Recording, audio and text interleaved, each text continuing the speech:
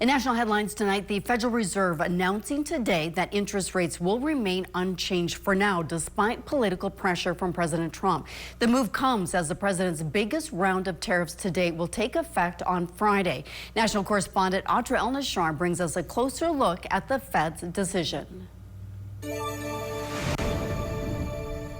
In one of the most scrutinized but least surprising Federal Reserve decisions in recent memory, the majority of voting policymakers choosing to hold interest rates steady. We're still, a ways away from seeing where things settle down. Federal Reserve Chair Jerome Powell says the economy is uninhibited by current rates, and the effects of tariffs, many of which haven't been triggered yet, on consumer prices are yet to be seen. We know from surveys that companies feel that they have every intention of putting this through to the consumer, but the truth is they may not be able to in many cases. For the first time since 1993, two Fed governors dissented, Michelle Bowman and Christopher Waller, who's expressed concern about signs of weakness in the labor market recently. I call him too late. He's always too late. Not only has Powell been under intense pressure from President Trump in recent months, in recent years, the Fed as a whole was criticized by economists generally for acting too late to raise rates coming out of the pandemic, allowing inflation to soar. Hours before the Fed's announcement was the release of a far better than expected GDP reading showing the U.S. economy in the second quarter grew at an annual rate of 3%.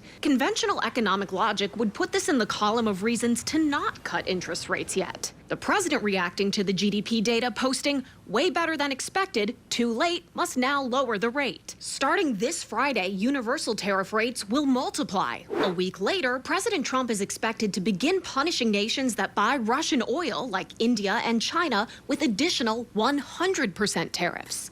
Fresh off trade talks with the Chinese in Stockholm, Treasury Secretary Scott Bessent had this to say. The Chinese take their sovereignty very seriously. We don't want to impede on their sovereignty, so they'd like to pay 100% tariff.